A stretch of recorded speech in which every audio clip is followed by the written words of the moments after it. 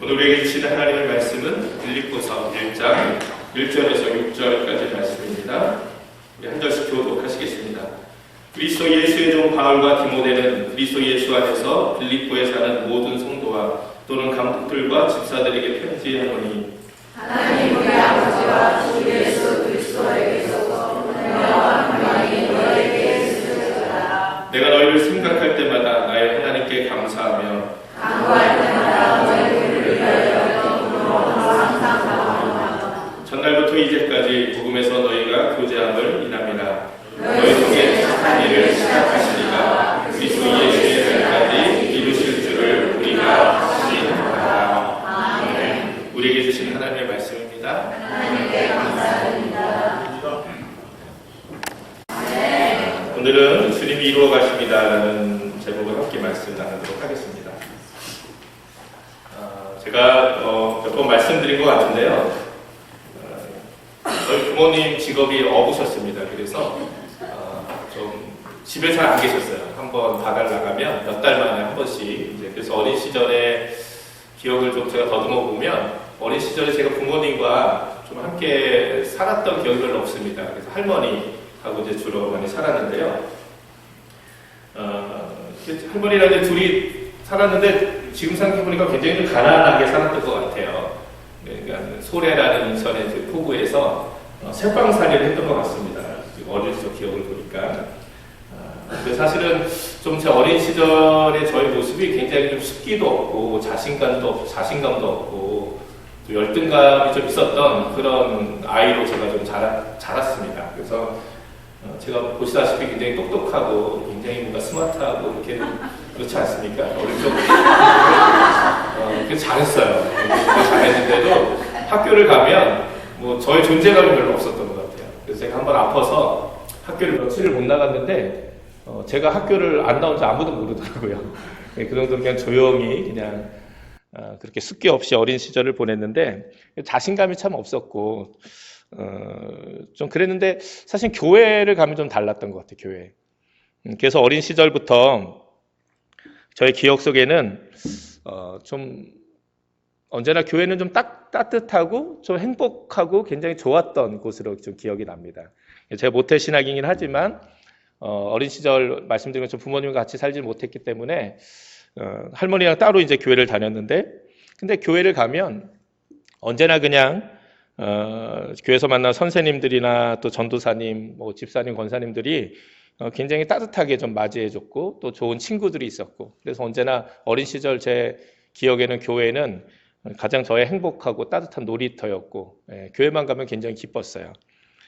사실 목사님은 좀 어려웠습니다. 목사님은 좀 어려워서 교회에서 놀다가도 목사님이 오신다 그러면 놀던 아이들이 다 어디론가 숨어서 화장실에도 숨고 이렇게 찬장에도 숨고 막 굉장히 숨바꼭질 이렇게 어릴 적 교회에서 목사님 만나면 목사님은 교회에서 놀지 말고 집에 가서 놀라고 내쫓고 근데 그게 지금 생각해보면 가서 공부하라는 그런 말씀인데 그래도 어린 시절 교회는 목사님이 좀 어려웠어요. 근데 그럼에도 어린 시절 가장 좀 행복했던 곳이 교회였습니다. 여름 되면 성경학교가 막 기다려지고 수련회가 너무너무 가는 것이 좋고 또 성탄절 되면 크리스마스 이브 때 막 발표도 재밌고 지금은 이제 못하지만 예전에는 다 여러분 기억하시지만 이제 새벽송 이렇게 돌았잖아요. 새벽 내내 교인들 가정 방문해서 노래 부르고 정작 이제 성탄절 예배 때는 목사님 설교했을 때 침 질질 흘리고 이렇게 자고 뭐 이런 기억밖에 어린 적 없는데 그래도 너무 이 교회가 기뻤어요. 그리고 교회가 너무 좋으니까 교회에서 많이 살게 되고 그러면서 이제 그런 기쁨이 이제 정말 예수님을 인격적으로 만나고 예수님 믿는 기쁨으로 이제 점점 이렇게 발전해 나간 제 기억이 있습니다. 어린 시절은 그냥 교회에 있는 것만 좋았고 교회에 있는 사람들이 좋았지만 그랬던 모습이 점점 발전이 돼서 정말 이제 예수님을 만나는 게 좋고 예수님을 믿는 게 좋고 또 예수님의 일을 하는 게 좋고 그런 저의 어린 시절의 기억이 있습니다. 경험이 있고 죄송합니다. 아마 여러분들도 아마 그런 기억, 행복한 교회에 대한 기억을 가지신 분들이 참 많이 계신 줄 믿습니다. 그래서 저는 목회를 시작하면서 제가 가졌던 한 가지 결정은 그래서 교회는 기쁘고 행복한 곳이 되어야 된다. 누구라도 교회에 오면 함께 믿음 생활하는 것이 기쁘고 함께 찬양하는 것이 기쁘고 함께 교제하는 것이 기쁜 그런 교회가 되는 것이 저희 목회의 가장 중요한 목적이 좀 되었습니다. 왜냐하면 그런 기쁨과 행복을 통해서 우리가 예수님을 더 잘 만날 수 있기 때문입니다. 지금 우리 베들교회, 유역 베들교회에서 우리 신앙생활 하시는 여러분들 이곳에서 함께 예배하시고 신앙생활 하시는 것이 기쁘고 행복하시죠? 네, 여러분 그렇게 되기를 주님의 이름으로 축원을 드립니다.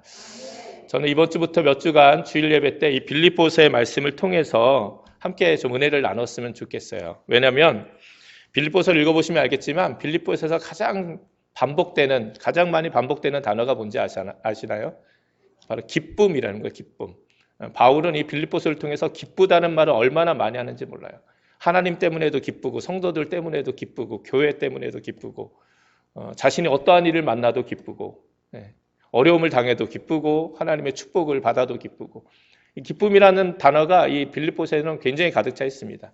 그래서 이 빌립보서의 주제가 기쁨이에요. 그리고 그 기쁨에서 이어지는 하나님의 평안, 이 기쁨과 평안이라는 큰 두 주제가 이 빌립보서 안에 있습니다.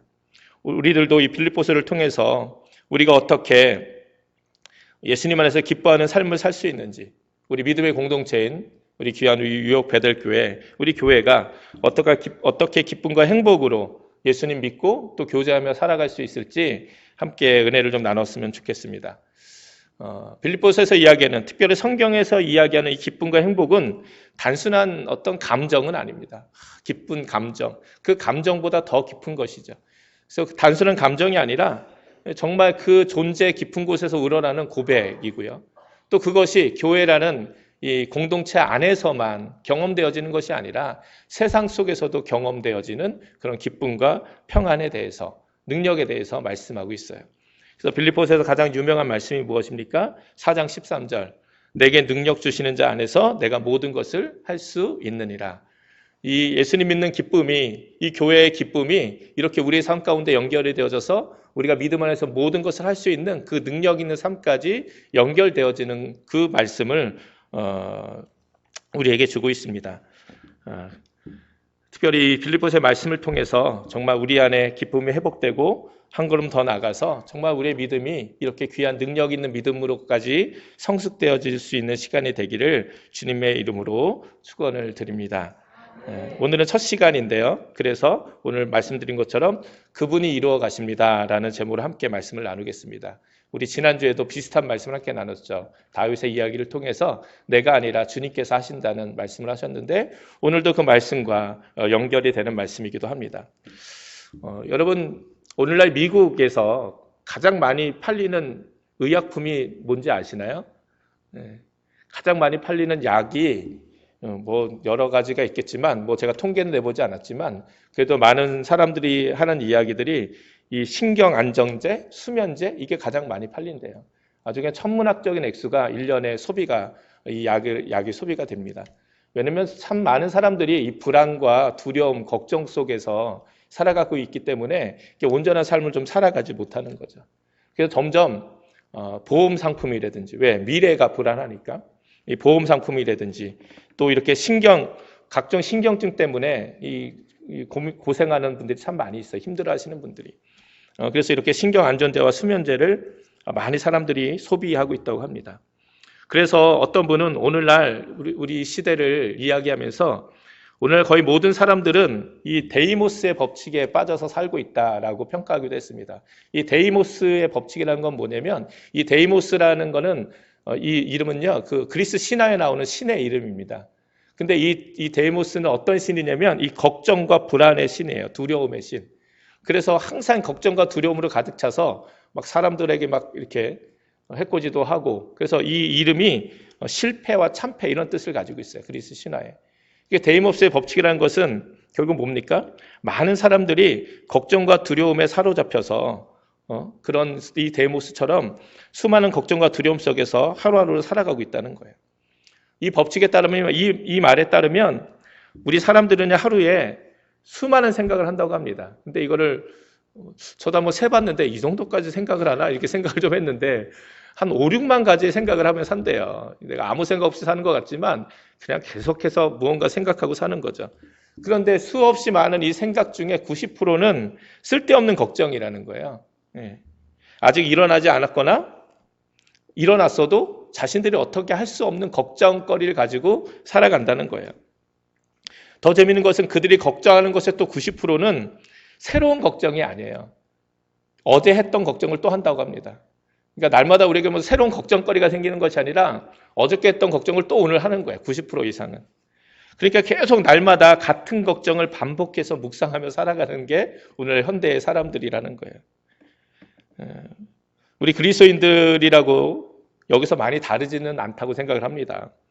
날마다 새로운 하나님의 은혜와 말씀을 좀 묵상하며 살기도 좀 부족하고 힘든데 우리들이 날마다 어제 했던 그 걱정과 근심을 반복해서 생각하고 또 묵상하며 살고 있다는 것이 얼마나 참 안타까운지 모르겠습니다. 여러분 좀 어떠세요? 여러분은 나는 다르다. 나는 아무 걱정 근심 없이 살고 있다. 여러분 그렇게 자신할 수 있습니까? 저도 가만히 생각해 보면 참 많은 걱정과 근심 속에 살고 있음을 부인할 수가 없어요. 사실 우리가 믿음으로 산다고 해도 정신 차리지 않으면 깨어있지 않으면 언제나 삶의 걱정과 근심이 나를 금방 감싸요. 금방 나를 에워싸서 어떻게 내가 좀 살아갈 수 있는 온전한 길을 이렇게 막기도 하는 거죠. 어쩌면 이것은 하나님을 떠나고 갖게 된 우리 인간들의 그 원죄의 영향이기도 합니다. 왜냐하면 이 두려움과 불안, 이 감정이 언제 처음 생겼냐면 성경에 보면 창세기에 아담과 하와가 하나님께서 말씀하신 명령하신 그 말씀을 따르지 않고 선악을 알게 하는 나무의 열매를 따먹고 하나님의 낯을 피해서 숨었습니다. 그래서 하나님께서 아담아 내가 어디 있느냐 물으시니까 아담이 뭐라고 얘기합니까? 내가 벌거벗었으므로 두려워서 숨었나이다. 두려워서 숨었나이다. 하나님이 찾으시는데 두려워서 숨었다는 거예요. 그전에는 아담과 하와는 하나님이 두려운 존재가 아니었어요. 그리고 그 삶 가운데는 이 두려움이라든지 불안이라든지 걱정이라든지 이런 감정을 가질 수 없었죠. 그러나 죄를 짓고 난 이후에 이 불안과 두려움과 걱정을 갖고 시작하게 되었던 것이죠. 그래서 어떤 사람은 이 불안이란 말이 전통적인 의미가 영혼의 허기라는 의미를 갖고 있다는 거예요. 영혼의 허기. 우리 인간이 너무나도 유한한 존재임을 깨달았기 때문에 하나님을 떠난 인간은 이 죽음에 대한 두려움과 불안을 운명과도 같이 갖게 된 거라는 거죠. 그리고 이 시대의 이 불안이 더 큰 문제가 뭐냐면 그래도 이전에는 이 불안함이 영혼에 대한 죽음에 대한 허기였잖아요. 그런데 오늘날의 불안은 이제 영혼과 죽음까지도 가지도 않아요. 그냥 이 생존에 대한 먹고 사는 것에 대한 어떻게 살아갈 것인가에 대한 그 불안과 두려움이 더 강해졌다는 거예요. 영혼의 허기, 죽음의 두려움은 그래도 우리를 하나님께 나아가는 동기를 마련해 주기도 합니다. 그죠? 우리가 너무 불안하고 죽음에 대한 두려움이 우리가 하나님을 더욱더 붙잡고 의지하게 되는 그런 기회가 되기도 하죠. 그런데 오늘날 세상 사람들이 하는 이 또 불안은 이 영혼에 대한 불안도 아니에요. 그냥 생존에 대한, 현실에 대한, 성공에 대한. 그래서 점점 우리가 갖고 있는 두려움과 이 불안이 이 걱정이 우리를 하나님께로 인도하는 것이 아니라 점점 더 하나님을 떠나서 세상 깊숙한 곳으로 이끌고 가는 그런 역할을 하게 된다는 거예요. 그래서 예수님은 또 성경 속에는요, 먹고 사는 것 우리가 걱정하며 살아가지 않을 수는 없지만 그러나 먹고 사는 것에만 걱정하고 살아가는 것을 그것을 너무 두려워하고 불안해하고 사는 것을 이 하나님을 향한 믿음이 적은 불신앙의 모습이라고 우리에게 말씀하고 있죠. 마태복음 6장 31절에 32절 예수님 뭐라고 말씀합니까? 그러므로 염려하여 이르기를 무엇을 먹을까? 무엇을 마실까? 무엇을 입을까? 하지 말라. 이는 다 이방인들이 구하는 것이라. 너희 천부께서 이 모든 것이 너희에게 있어야 할 줄을 아시느니라. 이미 하나님이 알고 계시다는 거예요. 그런데 수많은 하나님의 자녀들조차 먹고 사는 문제, 이 땅에서의 생존과 성공에 대한 그 문제로 불안하며 두려워하며 살아가고 있는 것을 예수님이 말씀하고 있는 거죠. 말씀드린 것처럼 어쩌면 이것은 우리가 피해갈 수 없는 숙명과 같은 이 모습입니다. 우리가 아무리 믿음을 산다고 해도 걱정과 불안이 없을 수는 없어요. 그러나 우리가 그것에 붙들려 살아가서는 안 되는 것이죠. 그래서 많은 사람들이 어떻게 이 걱정과 불안의 문제를 해결할 수 있을까 그 해결책을 제시하기도 합니다.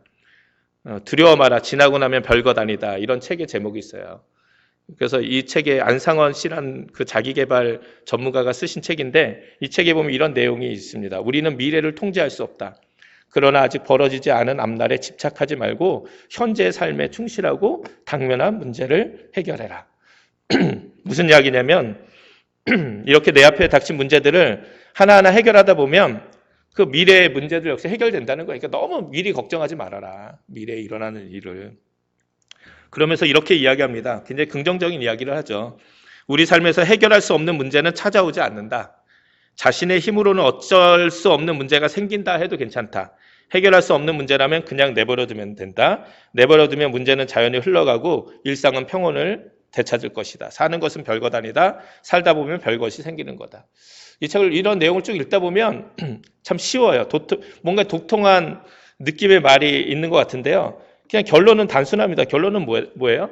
그냥 내게 주어진 현실의 삶에만 충실하고 미래는 신경 쓰지 말라는 거예요. 이렇게 내버려 두라는 거예요. 해결될 문제는 해결되고 안 될 문제는 안 되니까 뭐 안 돼도 어쩔 수 없으니까, 이게 굉장히 낙관적인 어떤 해결책을 제시하는 거죠. 근데 우리의 삶의 현실이 또 그렇지 않습니다. 이게 이렇게만 되면 왜 우리가 그렇게 걱정하고 불안하며 살겠습니까? 이게 사실 이렇게 단순한 문제는 아닌 것 같아요. 그럼 도대체 어떻게 해야 됩니까? 오늘 우리 빌립보서의 말씀은 이런 우리의 지금의 현실과 미래에 대한 불안과 두려움에 대해서 무엇이라 말씀하고 있고, 우리는 어떤 믿음을 가지고 살아가야 될까요? 저는 이 한 절, 오늘 특별히 빌립보서 함께 읽었는데 1장 6절의 말씀을 우리 모두가 다 암송했으면 좋겠어요. 이 말씀을 꽉 붙들고 좀 살아갔으면 좋겠어요. 우리 한번 같이 읽어볼까요? 1장 6절, 우리 성경 있으신 분? 네. 아니면 여기 한번 아까 PPT 한번 띄워주실까요? 6절? 1장 6절? 네. 1장 6절을 계속 띄워주세요. 네. 네. 함께, 저 빨간 글씨로 되어 있네요. 자, 함께 읽겠습니다. 시작. 너희 안에서 착한 일을 시작하신 이가 그리스도 예수의 날까지 이르실 줄을 우리는 확신하노라. 할렐루야. 할렐루야. 네. 이 말씀 우리가 좀 붙잡았으면 좋겠어요. 언제나 성경은 뭔가 심오한 해결책을 우리에게 주고 계신 건 아닌 것 같아요. 현실적으로 적용 가능한 답을 주시진 않아요. 이런 두려움과 불안 우리가 해결하려면 뭐 기도를 한 200번 하고 찬송은 한 30번 부르고 그러면 불안과 두려움의 문제가 해결될 거다. 뭐 이렇게 구체적으로 뭔가 지시하시지는 않습니다. 그런데 오늘의 이 말씀, 아까 드렸던 예수님도 그렇고 오늘 빌립보서도 그렇고 이 두려움과 우리의 불안의 문제는 바로 믿음을 통해서 이길 수 있다고 말씀하고 있습니다. 근데 어떤 믿음입니까? 하나님이 모두 알고 계시다는 믿음, 그리고 우리 안에 착한 일을 시작하신 그 하나님이 그리스도 예수의 날, 즉 마지막 그날까지, 그리고 영원한 하나님 나라에 우리가 들어갈 그때까지 우리의 삶을 지키시고 이루어 가실 것이라는 든든한 믿음입니다. 사실 이 말씀은요, 바울이 붙잡았던 말씀이에요. 사도 바울은 이 말씀을 절대적으로 확신하고 붙잡았고 그래서 승리했습니다. 바울은 자기 자신의 삶뿐만이 아니라 수많은 교회들의 모습을 바라보면서, 수많은 그리스도인의 모습을 바라보면서도 이 고백을 바울은 하고 있는 거예요. 이것이 바울이 기뻐하며 살아갈 수 있었던 그 비결이었던 겁니다. 사실 사도 바울이 팔자 좋게 아무런 문제가 없어서 이런 고백을 하고 있는 게 아니죠. 사실 당시 사도 바울의 이 말씀을 전하고 있는 사도 바울의 현실과 미래도 굉장히 암울했습니다. 바울의 주변에는 바울을 인정하고 사랑하는 사람들만 있었던 것이 아니에요. 그리고 바울이 복음을 전할 때마다, 사역을 할 때마다 날마다 부흥하고 하나님의 역사가 일어난 것만도 아닙니다. 오히려 더 많은 고난과 어려움이 바울의 삶 가운데 가득 차 있었죠. 수많은 교회를 개척했지만 그 자신이 개척한 교회에서 배척을 받는 아픔도 사도 바울은 경험하고 살았습니다. 대표적인 교회가 고린도 교회예요. 그래서 우리가 고린도 전서 후서를 눈물의 편지라고도 이야기합니다. 바울의 눈물로 그 편지를 쓰는 거예요. 이 고린도 교회가 바울이 개척을 하고 바울을 통해서 부흥했지만 바울이 떠나고 나자 바울을 오히려 막 배척하고 바울을 모함하고 그런 아픈 아주 그냥 그 상처도 바울이 갖고 있었어요. 수많은 적대자들이 바울을 계속해서 비방하고 모함했습니다. 그리고 지금 바울의 현실은 어떻습니까? 지금 로마의 감옥에 갇혀 있는 상태였어요. 그래서 옥중서신이라고 그러죠. 바울이 감옥에 있을 때 쓰여진 성경이 바로 에베소서, 빌립보서, 골로새서. 지금 감옥에서 이 편지를 쓰고 있는 거예요. 성경을 쓰고 있는 거예요. 그런데 어떻게 그런 자신의 현실과 미래가 너무나도 암울하고 힘든 바울의 입에서 이런 고백이 나옵니까? 이 편지를 받는 빌립보 교회는 어땠을까요? 뭐 날마다 부흥하고 문제가 없는 좋은 교회였을까요? 그렇지 않아요. 지금까지 그들이 귀한 믿음을 지켜왔지만 여전히 수많은 이단들, 거짓 선지자들이 그들을 어지럽혔고요. 교회 안에 분열이 있었고요. 또 이 기독교가 박해받는 상황이었어요. 교회 안으로나 밖으로나 너무나도 혼란스럽고 힘든 정말 믿음을 지키며 살아가기가 너무나도 어려운 상황 가운데 있었던 것이죠.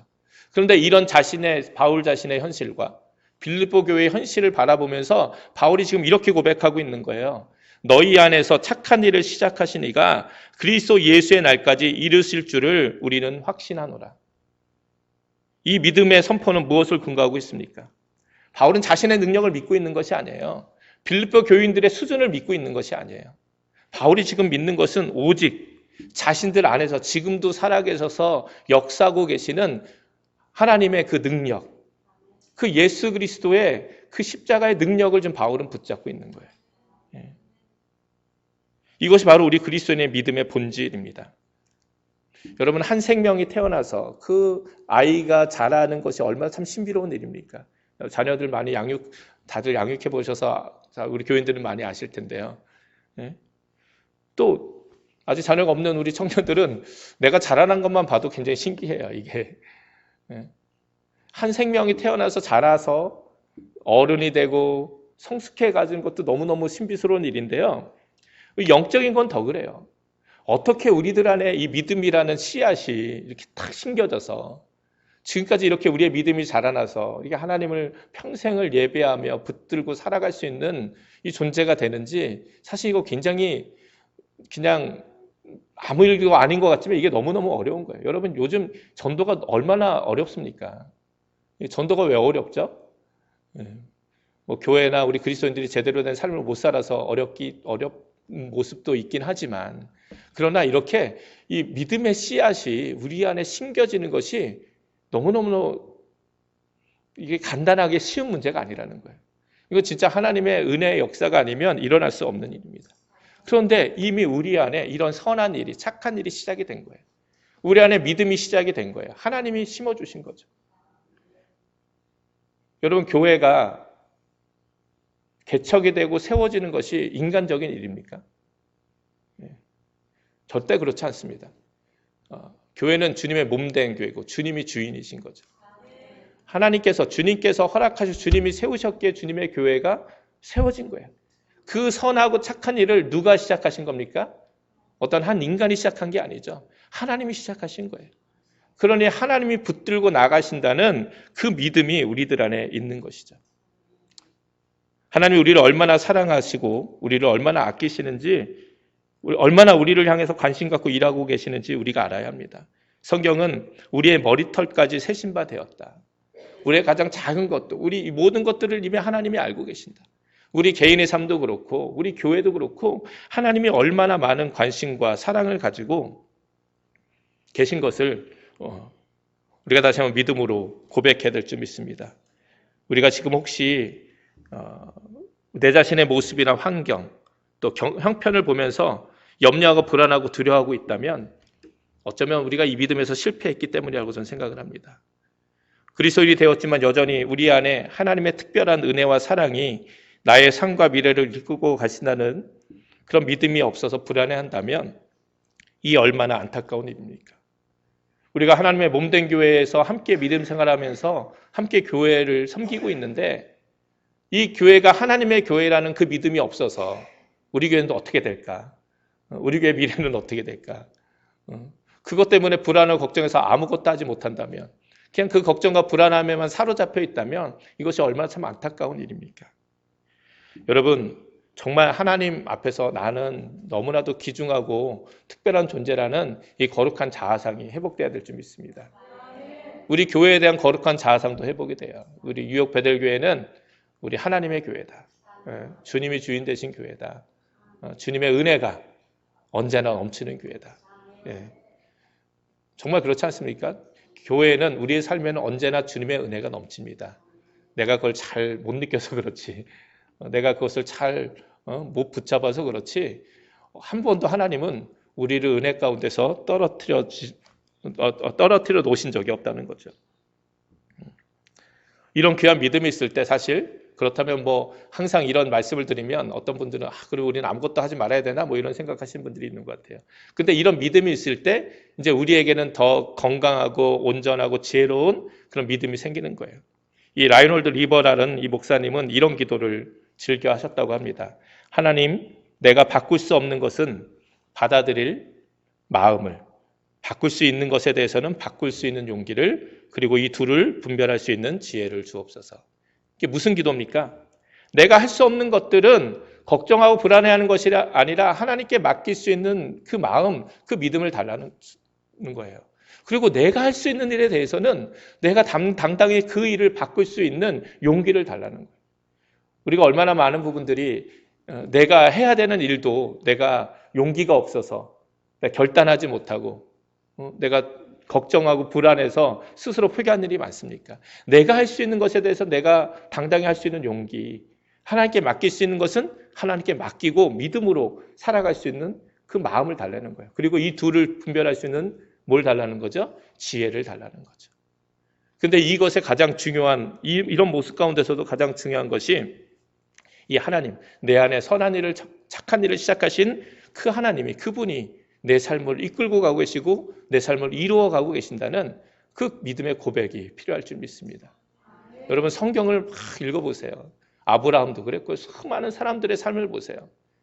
물론 그들이 열심히 성실히 최선을 다해서 자기에게 주어진 삶을 살았지만, 그러나 그 삶을 이끌고 가신 분이 누구십니까? 하나님이세요. 하나님.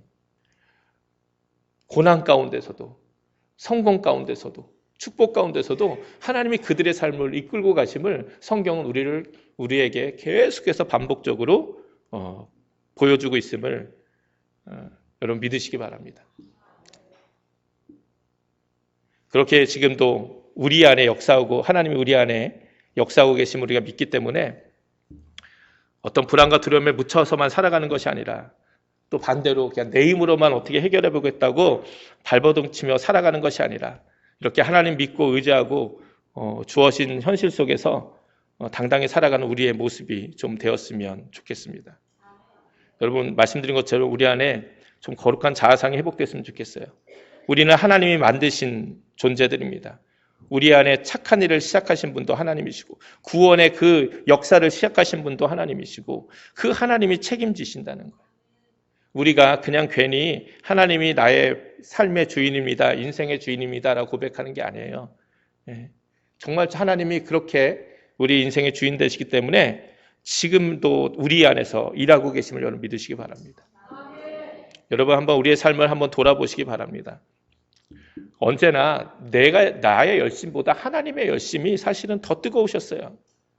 우리가 하나님께 복받기 원하는 간절한 마음이 있었지만, 사실은 우리에게 복 주시고자 하는 하나님의 열망이 더 강합니다. 내가 하나님을 사랑하고 예배하는 그런 마음들도 굉장히 뜨겁지만, 그러나 그런 우리를 만나시고자 하고 그런 우리와 함께하고자 하시는 하나님의 그 마음이 더욱더, 그 열심이 더 크세요. 내가 변화되기 원하는 마음보다 나를 변화시키기 원하시는 하나님의 열심이 더 크신 것을 여러분 믿으시기 바랍니다. 여러분, 말씀드린 것처럼 교회도 마찬가지예요. 우리가 주님의 몸된 교회를 세우기 위한 열심보다 하나님의 열심이 더 비교할 수 만큼 크세요. 우리의 열정과 헌신보다 하나님의 열심이 더 강하신 것을 여러분 믿으시기 바랍니다. 많은 사람들이 교회가 위기다. 맞습니다. 위기입니다. 교회가 위기를 맞게 된 건 다른 것이 아니죠. 이런 하나님의 그 마음과 열심을 모른 체 하고 살기 때문이에요. 그래서 오히려 더 기회이기도 해요. 왜? 그런 하나님의 이런 역사하심을 우리가 인정하고 받아들이고 우리의 문제를 내 자신이 아니라 하나님으로부터 옮겨가는 그런 기회가 되기 때문입니다. 여러분, 오늘 말씀을 잘 기억하셨으면 좋겠어요. 내가 시작한 것도 아니에요. 내가 이 구원도야 사실은 은혜의 하나님의 선물 아닙니까? 우리 안에 하나님께 구원받고자 하는 강한 이 마음들이 분명히 있지만, 그러나 우리를 구원하시고자 하는 하나님의 마음이 더 크신 거예요. 우리가 먼저 시작한 것도 아니고 하나님이 먼저 시작하셨다는 거예요. 그렇기 때문에 그것을 책임지고 이루실 분도 하나님이심을 여러분 믿으시기 바랍니다. 네. 이게 믿음의 기본이고 좀 본질이고 우리가 기쁨으로 주님 앞에 나갈 수 있는 가장 중요한 비결이라고 저는 믿습니다. 하나님은 우리가 이 땅에서 진정한 기쁨과 평안의 삶을 살아가기 원하십니다. 그리고 그런 우리들의 모습을 통해서 하나님은 세상 가운데 하나님의 살아계심을 좀 증거하기 원하세요. 우리가 기쁨과 평안 가운데 살아가야 되는 이유가 또 왜 있습니까? 그것을 통해서 우리가 하나님의 영광을 세상 가운데 드러날 수 있기 때문이에요. 우리가 믿음 생활하면서 느끼는 어떤 상황과 환경 속에서도 굴하지 않고 우리가 하나님 믿음으로 이게 우리가 기쁘고 행복한 모습으로 살아간다면요, 세상의 사람들은 그런 우리들의 모습을 바라보면서 나도 예수님 하나님 한번 믿고 싶다, 나도 저 교회 한번 다니고 싶다, 뭐 이런 마음이 좀 들어야 되지 않습니까? 예. 조금만 문제가 있어도 그냥 믿지 않는 사람보다 더 큰일 난 것처럼 불안해하고 걱정하고 두려워하는 그런 모습을 우리가 가지고 있다면, 또 그 어느 것보다 행복하고 기뻐야 될 교회 안에서 여전히 불신과 미움과 다툼과 시기와 분쟁만 가득하다면 어느 누가 그 교회 한번 들어가고 싶다, 그들이 믿는 하나님 나도 한번 믿고 싶다, 이런 말을 할 수 있겠습니까? 저도 제 스스로 이런 기쁨과 행복이 좀 회복됐으면 좋겠어요. 제가 지금도 젊지만 더 젊었을 때, 어렸을 때 사실 사람들이 저를 보면서 이런 말을 들었던 적들이 몇 번 있어요. 너가 믿는 하나님 나도 한번 믿어보고 싶다, 뭐 이렇게 생각 없이 사냐, 뭐 이런. 네. 제가 군대에서도 어떤 그 하사관이 중사가 술만 먹으면 제가 있는 교회로 찾아왔어요. 평생 맨정신은 못 오더라고요. 술만 먹으면 저를 찾아와가지고 도대체 너가 믿는 그 신앙은 뭔데 너는 이렇게 항상 이렇게 웃고 사냐, 너는 왜 아무 문제 없는 것처럼 살고 있냐, 난 참 그것이 궁금하다 그러면서 찾았던 사람들이 있었습니다. 왜 그때 제가 뭐 어렵고 힘든 일이 없었겠습니까? 근데 예수 믿는 기쁨이 더 크니까 그냥 그게 우리 얼굴로 나오는 거예요. 제가 전도사로 사역했을 때 저희 학생 중에 하나가 전도사님을 보니까 저도 목회 한번 해보고 싶습니다, 이런 얘기를 하는 거예요. 너무 즐거워 보인다는 거예요. 너무 재밌어 보인다는 거예요. 그래서 제가 속으로 너도 한번 해봐라. 근데 그런 제 안에 기쁨과 고백. 근데 저도 오랫동안 사역을 하다 보고 또 여러 가지 삶의 현실과 환경, 상황들 이렇게 경험하다 보니까 저도 모르는 사이에 이런 기쁨을 놓치고 살아가는 것 같아요. 이게 스스로에게도 너무나도 어렵고 사실은 사람들과의 그 만남 속에서도 교회 안에서 우리가 예수님 믿고 구원받고 회복되고 예배하는 기쁨이 온전히 드러났으면 좋겠어요. 그래서 여러분 하루에 한 번씩 꼭 거울을 한번 보시기 바랍니다.